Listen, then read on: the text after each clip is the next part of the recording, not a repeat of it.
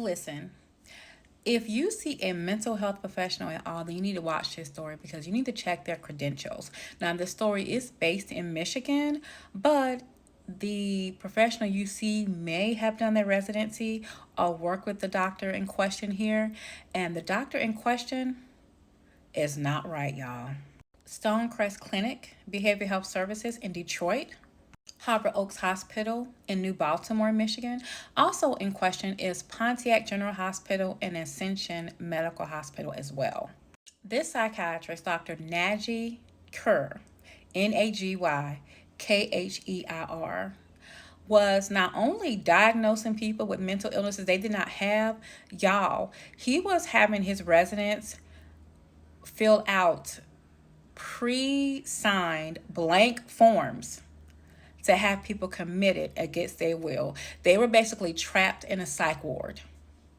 As usual, if you don't see this full story on Facebook or Instagram, please go to my YouTube, The Carolina Diamond.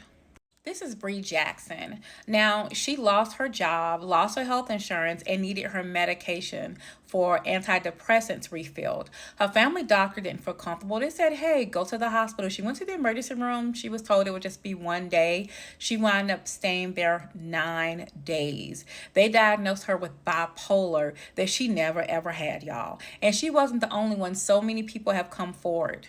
This is Heather Cotillo of WXYZ. She did an in-depth story. She's been investigating this story for since the height of the pandemic, you guys. So about 3 years now, 4 years now. So much so that this doctor actually stepped down from Ascension Medical Center, okay? Let me let you hear directly from Bree. Forget it, I'll never get over it. If you would have told me that something like that happened, I would find it so hard to believe in the United States of America. Patients alleging they were locked up and held against their will in a psychiatric hospital or coerced into staying for treatment for illnesses they say they do not have. It's the epitome of evil. It's the epitome of greed. We are talking about people having their civil rights taken away. Of course, they were doing it for money. So the Oakland Community Health Network pays them for the Medicare, right? When a patient is seen for these services at the hospital. They have received over $24 million.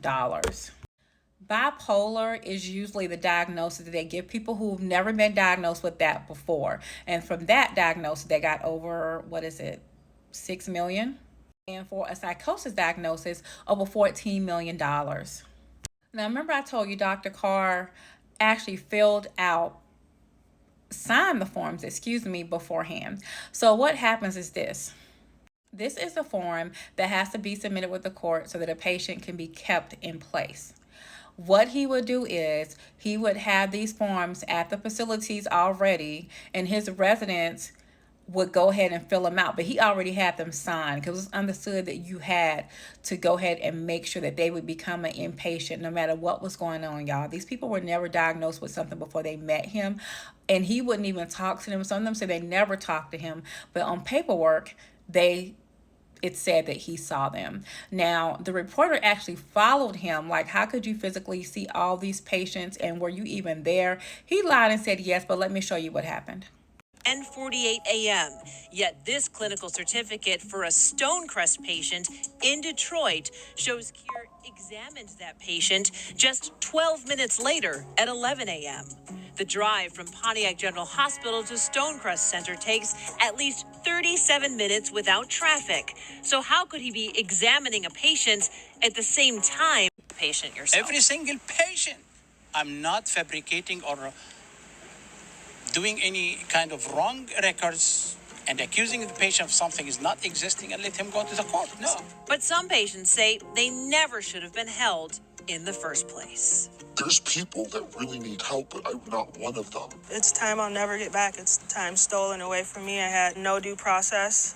I had civil rights that were violated. And it's just changed me for the worse. Now, while he no longer is at Ascension Medical Center, like I said, he's still at the other facilities that I mentioned. Stonecrest Center Behavioral Health Services, and Harbor Oaks Hospital. And none of these would speak to the reporter about these pre-signed blank forms that are illegal. And then, if you could believe it, the doctor is actually opening up an outpatient facility himself. So he is still practicing. Now, he has had his license suspended one time because he did not advise a patient's family of the patient's care. But y'all, this story is so big. So again, if you're seeing a mental health specialist, especially in Michigan, if they practice at any of these hospitals or did their residency under this man, you might have to do further research or rethink that. And also, even if you're not in Michigan, if you are seeing a mental health professional, you should always want to get their credentials anyway. But if they were credentialed at all in Michigan, I would be concerned. Let me know your thoughts.